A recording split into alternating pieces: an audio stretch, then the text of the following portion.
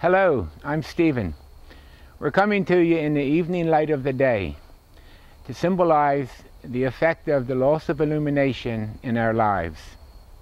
And it is not so much the waves and particles of physical light that we will refer to, but rather that radiance or illumination within our consciousness.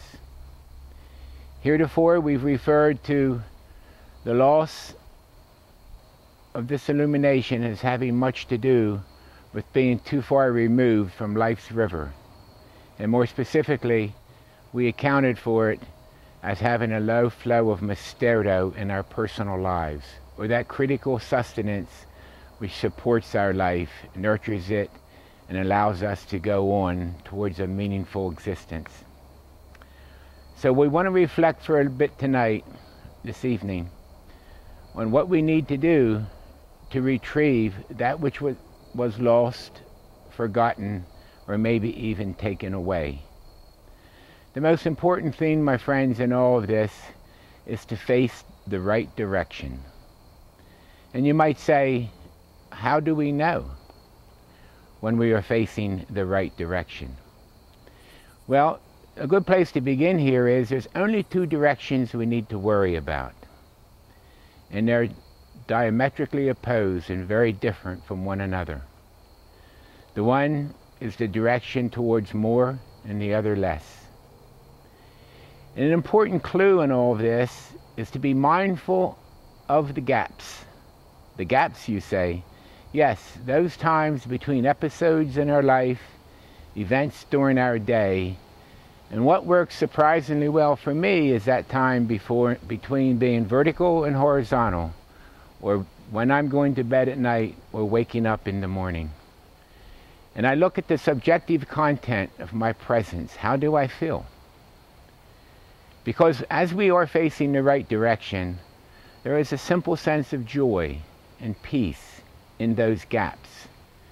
And if we're working and living a life which is leading towards the less side of things, those gaps will be filled by worry, anxiety, a very busied and hurried mind, and there'll be very little, quite frankly, joy, and sometimes we'll even refuse to look in at ourselves. The subjective, reflective moments will be diminished in order to protect our own very discomfort. As we continue along towards the journey or the visit into more, we will find that there is a almost magnetic, compelling pull that it becomes more and more obvious. Ultimately, we come to a place where the illumination of life, that place from that deep eternal sea, is continuously in our face. We need very little from this outside world, and we sense a completeness and a fullness. We are satisfied as we continue on this way to deal with what life puts in front of us. It won't always be easy, but we will accept it and give it our best. If we're moving towards the less side of life, we find ourselves to be very hurried. These are important cues. We also tend to mistrust the world around us, and therefore we sense a need to control it, to organize it. And there's very little basic trust in the spontaneity of life. Ultimately, friends, and sadly, this journey takes us into depression or addiction.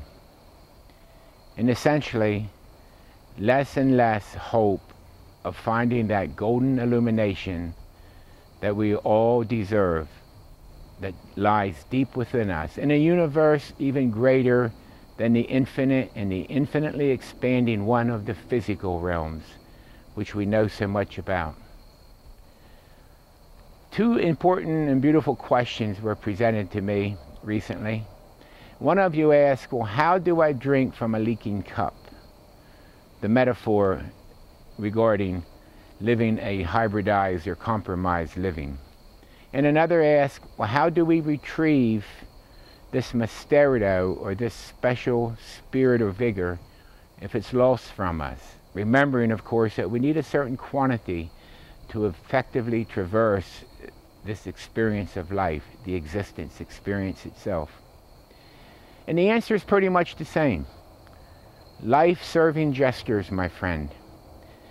In fixing that leaking cup, it's often necessary to shed some old bark, prune some dead wood from our lives, and relook at old ideas and perhaps outworn beliefs that don't serve us very well anymore. And when we are gathering up the Misterio, or the essence that was initially with us and maybe not there any longer, nothing works better than placing our seeds of intention in the rich soils, in the bountiful land of life's experience, her living experiences. Welcome to the Guineas, my friends who are beckoning you to join them in the night. But at any rate, a wondrous advantage is compiled from just the simple celebrations of throwing some paint on the wall, pulling out the harmonica or the flute. Find a feral cat and bring it home. Water a thirsty tree. Find somebody to hug. Love somebody. Be part of these celebrations, and this is the bounty that we will ultimately place on life's table. Remember, there is always somebody on the other side of that table.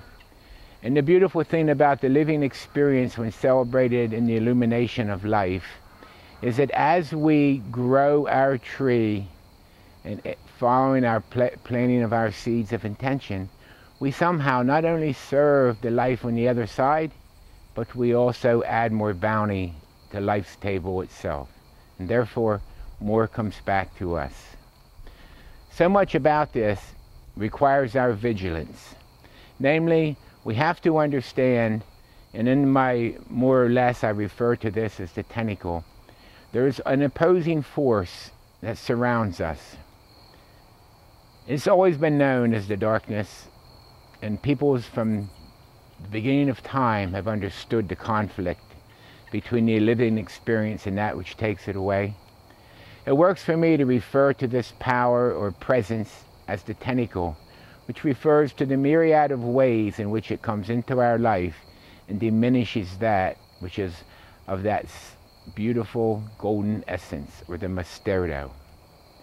For me, the tentacle has its deep and penetrating effects through our mind, through our thoughts and fears, and it's a compilation of thought forms in many ways.